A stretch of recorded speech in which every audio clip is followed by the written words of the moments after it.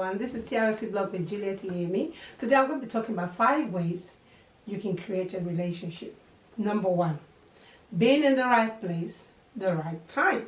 What do I mean by that? Some of us go out and we just think we're going out, but then when you program yourself to be in the right place, the right time, the kind of place you want to be. For example, I love to be in the presence of God, so therefore I love to go to activities like seminars that relate to ministry, that relates to kingdom, that relates to God, worship, atmosphere, so that's my kind of place. Now, if I find myself in that kind of place and I get to meet someone who likes me in that place, then it's right for me. It's a good thing for me, because then I feel like, okay, we're like-minded, okay, and therefore for me I'll consider such a relationship. So right place, right time is a way to create a good relationship. How to get something started, being in the right place, the right time. That's number 1. Number 2 is also where you get introduced by someone. We have this a lot where I come from in Africa. We get people introducing other people to a lady or a man. Who I've got a brother, I've got a sister, I've got a friend who's looking for a wife material, looking for a husband material, and then you get introduced. So you're creating the atmosphere for relationship when you're introduced to someone else. That's number 2. And then number 3, I say in the place of prayer. Sometimes when we pray, we get a divine encounter. We get inspiration from the Holy Spirit. Do you remember the story of Cornelius and Peter? God revealed to Cornelius in a dream and also to Peter and told them, you're going to meet this person at this time, and this is what you're going to do. That still happens in creating relationship. When you are in a place of prayer and you're praying, Father, I need this person, this kind of woman in my life, I need this kind of man in my life. In that place of prayer, the Lord reveals to you. Some people will testify to you, even on this platform, that God showed me my husband, God showed me my wife, So you only get that in a place of prayer, in a place of relationship with the Lord and intimate with the Lord. When you have a relationship with the Lord, then you'll find out that God will reveal a lot of things to you, okay? Before this one, some people are very early, don't want to hear about it, but it is a good place to create a relationship. Dating site, dating website. Getting to know people through dating website and referrals from friends. Some people have gone through dating website and they've had, they've experienced good relationship. And through dating site, you find out that there are good people there as well. And don't forget something, that God created everybody. The fact that people are not who they're supposed to be, that's not God. That's them becoming who they want to be. Now, if they're good, they're good because they understand what it means to be good. If they're bad, they're bad. But that shouldn't stop you from going to dating sites to find out about someone that you probably find similarity to the characteristics you've placed in a man or a woman that you want to be in your life. So dating sites, we encourage you to go dating sites. You have Christian dating site, you have social dating site, you have non-Christian, you have Muslim dating sites, you have all different kind of dating sites. Just find out the right one, read about it, go through their profile, but most importantly, when you want to create a relationship with someone from a dating site, ensure that they are telling you the truth. How do you ensure that they're telling the truth? Make a date with them, have a date with them, make time to see them, to know them, to understand them, and then prayerfully ask God if this is what you need to do. So that's one way you can create a relationship. And 5 is what I call the unexpected. So basically, you find out that a lot of people live in the same area, and sometimes you see this person, she's single, you just like watch her and see, oh, she's not having, there's no man attached to her every time you see her. And a bold person will approach you and say, hey, hi, how you doing? Can we hook up sometime? What are you doing? If you don't get to know the people in your area, then you will not really know who they are. So basically, when you talk to people in your area, you find out that, oh, this person is single, then maybe I can actually start chatting this person up. So unexpected, that's what I call the unexpected. The unexpected is just simply you didn't expect it, and before you know what's happening, you start hooking up with the person, and you can never tell where that leads to. So now you have the relationship, and we have 5 steps that you need to follow to process your relationship. Number 1, time. Now, if you don't have time, then get into a relationship. If you've been living a oneness life, stay all by yourself. Don't get another person involved in your oneness, because you're not going to have a relationship if you're not ready to break barriers. If you're not ready to break out of your oneness because you've been living by yourself, or you've been just you or you all by yourself like Jesus, all by yourself. Okay, but that doesn't work really. So if you want to get into a relationship, one of the processes to create time. Create time. Let that relationship become a priority. If it's a convenience, then don't go into it. Let it become a priority.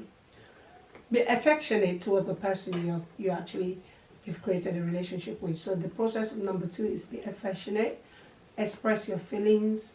Let them understand your desires. Let them know your crave and your want, and vice versa.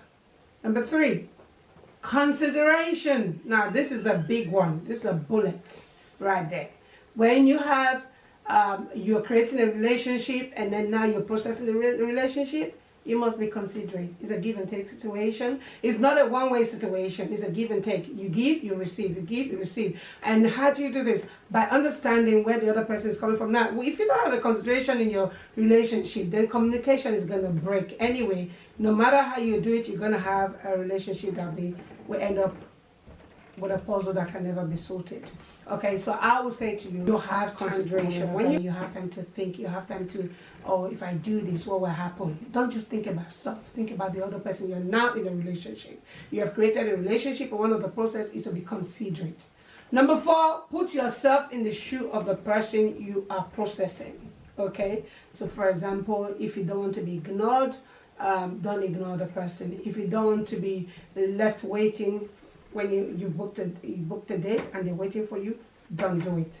So please treat others the way you want to be treated. So in a process, when you're processing a relationship, this 5 process I'm talking about is for men and women. I'm going to talk about mother and children. There's so many others, but the last one I'm going to talk about is interest.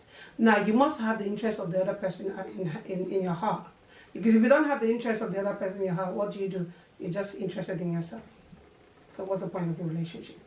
You can't process a relationship without interest. So those are the 5 things you need to look at for when processing a relationship. Now let's go back to the reason why I'm creating this video for the platform that has requested it, is to talk about the processing of, and also, the first 5 I spoke about the relationship is also can be used to relate to your home, your family life.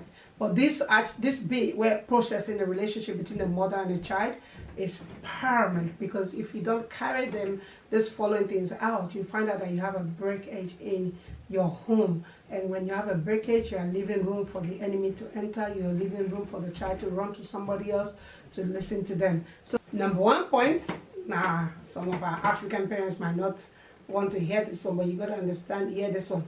Understand where your child is coming from. Because they are your children doesn't mean they don't have their own mind. That's why a child can make a decision to go out and stay out at night. A child can make a decision to have a boyfriend without you knowing, because you are refusing to understand where they're coming from. Not that we condone it. We don't do that. We discourage children from doing that till they're ready to get married.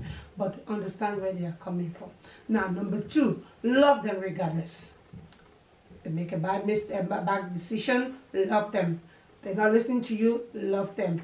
They are disobedient, love them. Okay, that's the key to number 3. Love them. Always pray for them. Don't be judgmental. Don't judge them. Don't make them feel like you know everything. Make them feel like, oh, my mom is listening, my dad is listening, let me pour out. Because when a child pours out, you can read between the lines. Yes, it's wisdom for you to listen. Let them pour out. Because the more you listen to them, the more they pour out. I'll tell you something. A few weeks back, I had the opportunity to go on a walk with my daughter. She's 21. And while we were on that walk, and she said some things like, wow, you still feel that way after so many years? She said, yes, Mom. Mom, I've been telling you, but you're not listening.